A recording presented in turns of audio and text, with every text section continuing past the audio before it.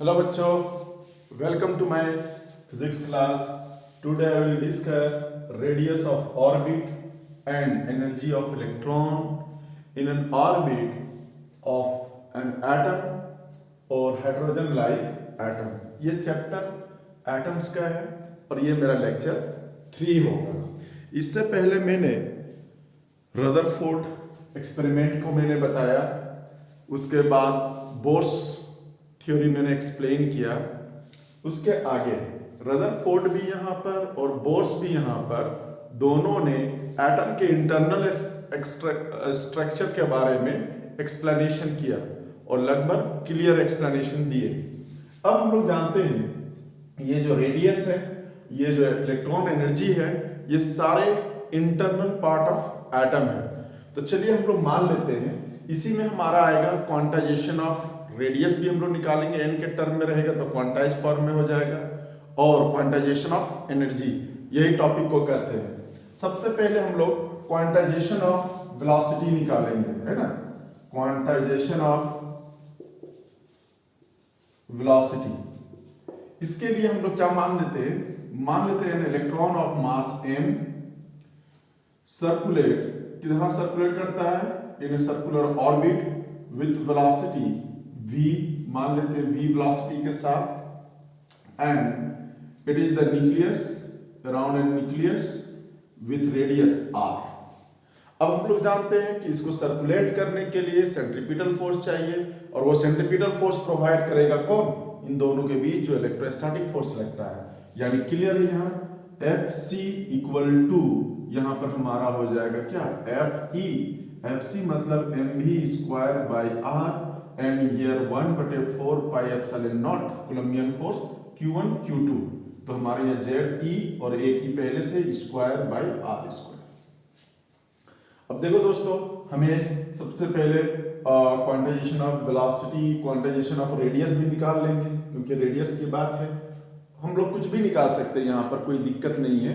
पहले r निकालें चाहे पहले v निकालें, इसमें हमारे कोई दिक्कत नहीं है। हम चाहे तो पहले r भी निकाल सकते हैं, क्योंकि r का ही ज्यादा यूज होता है। तो हम लोग पहले वेलोसिटी नहीं, चलिए रेडियस निकाल लेते हैं, कि जैसा मेरा क्वेश्चन है उसके अनुसार से। अब देखो यहाँ से हम लोग ये r कैंसिल कर दिए, यहाँ से r निकल गया हमारा, तो ये हो जाएगा क्या, Ze square by 4 pi epsilon not mv square. ये इक्वेशन नंबर 1 हो जाता है बड़ा इजीली। अब हम लोग अप्लाई करेंगे, बोर्स थ्योरी अप्लाई करेंगे, ठीक है। क्या है हमारे पास बोर्स थ्योरी, सेकंड पोस्टुलेट्स क्या है, L इक्वल टू क्या होता है, NH बाई 2 पाई, ठीक ना। L angular momentum of revolving electron है, तो यहां हम लोग निकाल सकते हैं क्या, RP NH by 2 pi. P मतलब क्या होता है हमारा, V, तो R mv mass into velocity, NH by 2 पाई। देखिए यहां से V को हटाएंगे, इसलिए V निकाल लेते हैं यहां से, तो V बराबर क्या हो जाएगा, NH बाई 2 पाई RM। इसको पुट कर देंगे इसमें। सो नाउ पुटिंग इन 1, तो देखिए क्या हो जाएगा, R equal to Ze square by 4 pi epsilon naught m। V square का वैल्यू देखिए यहां से रखेंगे इसमें, तो क्या हो जाएगा, यहाँ V स्क्वायर का वैल्यू रखेंगे तो हम लोग n square h square by कितना हो जाएगा, ये 4 पाई स्क्वायर r स्क्वायर और m स्क्वायर। यहां से आप देख सकते हैं, यहां से 4 पाई कैंसिल, 4 पाई कैंसिल, एक m कैंसिल, एक m कैंसिल। फिर आगे इसको अगर हम लोग बढ़ाते हैं तो ये देखिए ये सारा पार्ट ऊपर आ जाएगा, ये हो जाएगा Ze स्क्वायर। देखिए यहां पर क्या है, पाई ऊपर आएगा, ये r स्क्वायर भी ऊपर जाएगा, ये m भी ऊपर जाएगा, और क्या बचेगा यहाँ पर नीचे, तो देखिए epsilon not n square h square. अब आराम से देखिए यहाँ r और ये r कैंसिल हो जाएगा, वहां से हमको r निकालना है, इसलिए r बराबर यहाँ हो जाएगा, देखिए r बराबर हो जाएगा, ये सारा टर्म इधर भेज देंगे, क्या हो जाएगा, epsilon not n square h square by Ze square pi m। देखिए चूंकि ये n के टर्म है, और इसको हम लिख सकते हैं Rn इक्वल टू क्या हो जाएगा, epsilon naught N square H square by Z E square pi M. ये इक्वेशन नंबर 3 हुआ हमारा। यहां जो n आया, n क्या है हमारा, n equal to number of orbit 1 2 3 dot dot dot. ये n क्या हो गया, नंबर ऑफ ऑर्बिट। यानी यहां से क्लियर हो गया, हम लोग एवरी ऑर्बिट का रेडियस निकाल सकते हैं यहां से। आप चाहे तो इस डेरिवेशन को लिख भी सकते हो। मैं आगे इसको मिटा रहा हूं यहां पर ताकि आगे का प्रोसीड्योर में कर सकूं। देखिए नेक्स्ट यहां पर हम लोग क्या करते हैं, ये क्लियर हो गया, ये हम लोग आगे बढ़ रहे हैं। आप जानते हो कि यहां पर देख सकते हैं इस इक्वेशन 3 से, फ्रॉम 3 से देखिए तो आर एन इक्वल टू क्या हो जाएगा, N square epsilon naught H square by Z E square pi M. ये सारा टर्म कांस्टेंट है, एच प्लान कांस्टेंट आपको मालूम है, और पाई मास सबका वैल्यू मालूम है। अब देखो अगर z बराबर 1 ले ले, अगर हम लोग हाइड्रोजन एटम को लेते हैं 1 ऑर्बिट, और अगर नहीं भी लेते हैं तो यहां पर देखिए यहां से क्लियर है R N directly proportional to N square. यानी यहां पर क्लियर हो गया जो स्टेशनरी ऑर्बिट है वो किस रेशियो में है। देखिए R1:2 R2:2 R3:2 R4:2 and ये आगे बढ़ते जाएगा तो ये आ जाएगा क्या, यहाँ 1 पुट होगा, देखो R1 में 1 पुट होगा तो 1 square is to, second orbit लेंगे तो क्या आ जाएगा 2 square is to, third orbit लेंगे तो कितना आ जाएगा 3 स्क्वायर इज टू, 4 लेंगे तो क्या आ जाएगा 4 स्क्वायर इज टू, और ये चलते रहेगा। इससे क्या फर्क पड़ता है, इससे ये पता चलता है कि जैसे जैसे नंबर ऑफ ऑर्बिट बढ़ाते जाएंगे तो न्यूक्लियस से उसका दूरी भी बढ़ते जाएगा। और ये भी बताता है कि 1 बाई जो 2 स्क्वायर है, जिसको हम लोग 1/4 भी लिख सकते हैं या 2 स्क्वायर बाई 3 स्क्वायर लिख सकते हैं, ये इक्वल नहीं है, ये रेशियो इक्वल नहीं है। यानी कहने का मतलब है ये जो अगर हमारा न्यूक्लियस है हमारा, तो ये जो दो ऑर्बिट के बीच के जो डिस्टेंस है नेक्स्ट 2 के बराबर नहीं होगा, यानी ये इक्विडिस्टेंट नहीं होंगे। अलग अलग ऑर्बिट अलग अलग सेपरेशन में होंगे, ये सेपरेशन अलग अलग होगा। इससे ये पता चलता है मुझे। तो देखिए ये भी हमारा इंटरनल स्ट्रक्चर को ही बताता है। आगे अगर हम लोग चले नेक्स्ट, मुझे लगता है ये उम्मीद है क्लियर हो गया होगा। नेक्स्ट अगर हम लोग चलते हैं, देखिए हमने रेडियस ऑफ ऑर्बिट निकाल दिया है। जिस ऑर्बिट का रेडियस चाहिए वहां पुट कीजिए एंड फाइंड आउट इक्वेशन 3 में। अब अगर हम लोग क्वांटाइजेशन ऑफ वेलोसिटी देखना चाहते हैं, ठीक है, क्योंकि ये वेलोसिटी से भी मूव कर सकता है, ये भी चेक कर लेते हैं क्या वेलोसिटी सेम होगा या अलग अलग होगा। तो वेलोसिटी के लिए अब देखिए हम लोग क्या प्रूफ करेंगे, सीधे हम लोग बोर्स सेकंड पोस्टुलेट्स लेते हैं। बोर्स सेकंड पोस्टुलेट्स लेंगे तो क्या होता है, बोर्स सेकंड पोस्टुलेट से हमारा ये होता है कि L equal to NH/2 L मतलब क्या होता है RP, अभी अभी लिखे NH/2 और RP, P मतलब क्या होता है MV, तो RMV क्या हो जाएगा NH/2। हमें निकालना है V, तो देखिए V बराबर NH/2 RM। चूंकि n के टर्म में हम लोग n लगा सकते हैं, कोई दिक्कत नहीं।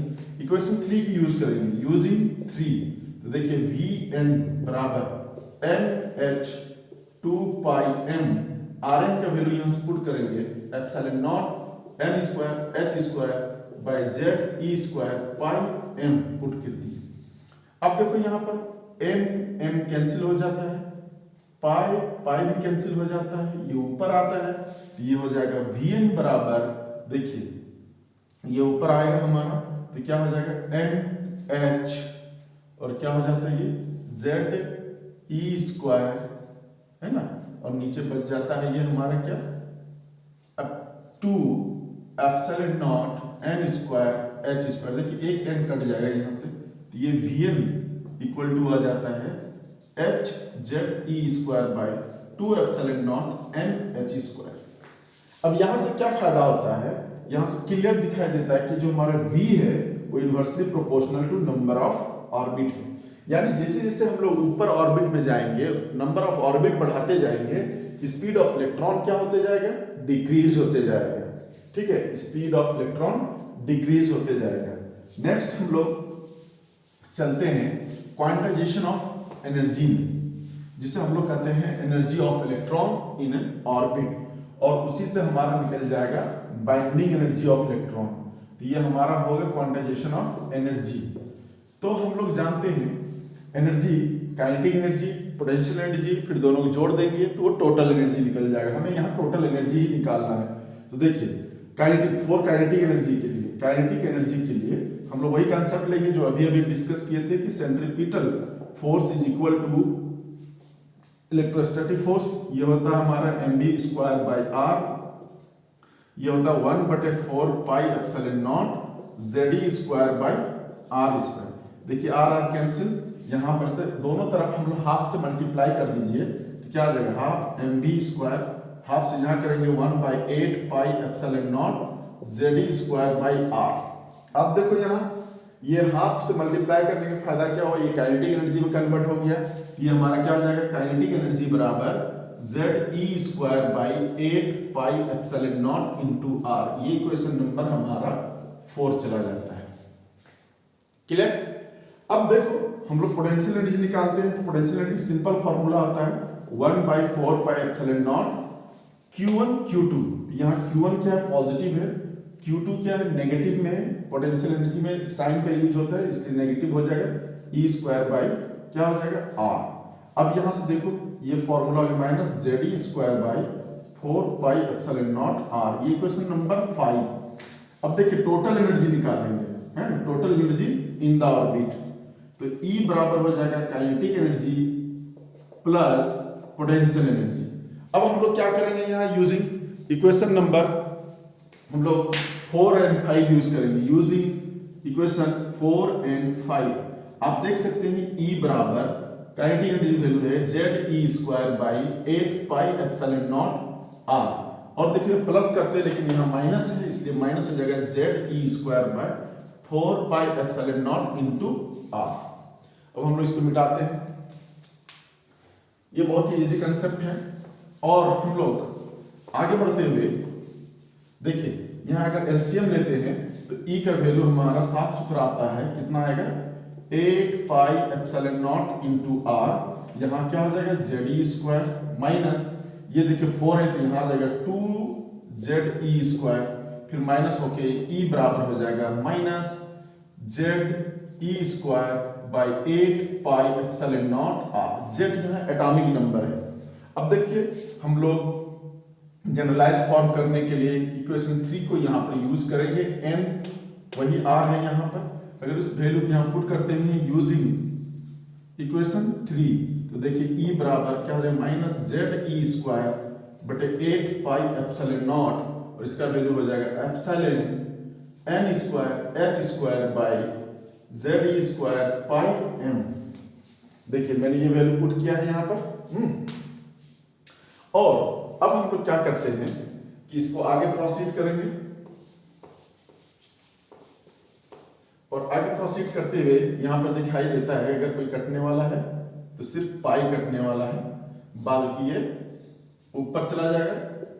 E बराबर हो जाएगा माइनस ये Z ऊपर आएगा तो हो जाएगा Z², ये E ऊपर आएगा तो हो जाएगा e⁴, ये m आ जाएगा ऊपर और ये यहाँ हो जाएगा 8ε0² क्योंकि ये n के टर्म में आ गया इसीलिए यहाँ n डाल दीजिए हम लोग। यही हो गया क्वांटाइजेशन फॉर्म, ठीक है ना। और ये n तो हम लोग जानते हैं नंबर ऑफ ऑर्बिट है, अलग अलग ऑर्बिट के लिए अलग अलग एनर्जी है, यहाँ से क्लियर दिखाई देता है। Orbit, number of orbit and energy के बीच में इनवर्सली प्रोपोर्शनल रिलेशन है। और लिखते हैं En बराबर, यहाँ देखिए माइनस क्या हो जाएगा Ze²E²m/8ε0² और ये n² पहले कर देते हैं और h²। ये हमारा हो गया क्या, टोटल एनर्जी का फॉर्मूला हो गया। टोटल एनर्जी का ये फॉर्मूला हो गया हमारा, ठीक है। और टोटल एनर्जी में हमारे पास क्या आ गया, m आ गया, z आ गया, e आ गया, 8ε0h और n² आ गया। अब हम लोग क्या करते हैं, ये फाइनल फॉर्मूला हो गया, ये इक्वेशन नंबर हमारा कितना हो गया 6 हो गया, ये फाइनल हो गया बच्चों। अब यहां पर हम लोग क्या करते हैं कि सारे जो वैल्यू है हमारे पास, चाहे वो प्लांक कांस्टेंट हो, ठीक है, चाहे ई हो, चाहे हमारा एप्सिलॉन नॉट हो, एच हो, जैसे ई का value 1.6 into 10 to the power minus 19, mass of electron 9.1 into 10 to the power minus 31, epsilon naught का value 8.8 into 10 to the power minus 12, h का value 6.4 into 10 to the power minus 34। ये सारा put करेंगे value, है ना, after putting the values of क्या m, e, h, epsilon naught and Z बराबर 1, hydrogen atom के लिए ले रहे हैं, है ना, ये एटॉमिक नंबर है। तो देखिए इक्वेशन 6 विल बी क्या हो जाएगा, En equal to minus 13.6 by N square in electron volt में कन्वर्ट करके। हम लोग जानते हैं 1 इलेक्ट्रॉन वोल्ट इक्वल टू होता है 1.6 into 10 to the power minus 19 joule, ये याद रखना है। 1 इलेक्ट्रॉन वोल्ट इक्वल टू कितना होता है 1.6 into 10 to the power minus 19 joule. तो देखिए ये आ गया हमारा फाइनल फॉर्मूला। इससे साफ दिखाई देता है कि जैसे जैसे नंबर ऑफ ऑर्बिट बढ़ेंगे नेगेटिव में ई का वैल्यू घटेगा, लेकिन नेगेटिव में अगर कोई वैल्यू घटता है इसका मतलब एनर्जी बढ़ता है। जैसे हमारे पास यहाँ पर प्लस जेड ई है बच्चों, ये 1 2 3 एंड सो ऑन आगे भी बढ़ सकते हैं। ये देखिए n1 बराबर 1 2 3, यहाँ पर एनर्जी E1 E2 E3। अब देखिए E1 नेगेटिव में कम होगा, E2 नेगेटिव में और कम होगा, E3 नेगेटिव में और कम होगा। इसका मतलब E3 जो होगा वो सबसे ज्यादा एनर्जी होगा, E3 is greater than E2 is greater than E1। Clear है? ये सब हमारा हायर एनर्जी स्टेट कहलाता है, ये हायर एनर्जी स्टेट कहलाता है क्योंकि ये नेगेटिव दिया है। नेगेटिव का मीनिंग क्या है, यहाँ पर नेगेटिव बताता है कि यहाँ ये इतना एनर्जी के साथ बाइंड है, अब इस इलेक्ट्रॉन को अगर तोड़ना है तो उतना एनर्जी हम सप्लाई कर दें। जैसे एग्जांपल ले लेते हैं, एग्जांपल ले लेते हैं हम लोग, थोड़ा माइक स्लीप कर गया। एग्जांपल ले लेते हैं n बराबर 1 फर्स्ट ऑर्बिट में, देखिए एनर्जी क्या हो जाएगा, E1 बराबर माइनस 13.6 इलेक्ट्रॉन वोल्ट, यानी ये जो n बराबर यहां पर का एनर्जी कितना है माइनस 13.6 इलेक्ट्रॉन वोल्ट।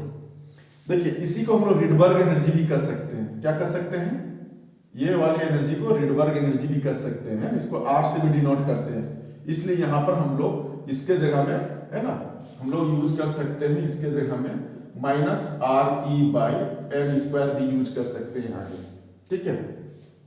अब देखो n बराबर अगर 2 लेते हैं तो देखिए E2 बराबर यहाँ क्या हो जाएगा माइनस 13.6 बाई 2 पुट करिए 2 स्क्वायर तो माइनस 13.6 बाई 4। अब देखिए कितना आ जाएगा, ये आ जाएगा माइनस 3.4 इलेक्ट्रॉन वोल्ट। अब यहां देखो ये माइनस में बड़ा है और ये माइनस में छोटा है, बट ये वैल्यू क्या होगा हमारा ज्यादा होगा। So E2 is higher energy state and E1 is lower energy state. इस तरह से जितने भी ऑर्बिट है आपको दिया हुआ रहेगा, आप निकाल सकते हैं, ठीक है बच्चों। नेक्स्ट क्लास में हम लोग बात करेंगे लेक्चर 4 में, जो हम लोग स्पेक्ट्रल लाइन और एनर्जी स्टेट के बारे में बात करेंगे, और डिफरेंट स्पेक्ट्रल सीरीज है, lemon Beaman Paschen Brackett series, और इसके बाद ये चैप्टर खत्म हो जाती है। आप लोग देखते रहिए और इसका फायदा उठाते रहिए। Thank you for watching.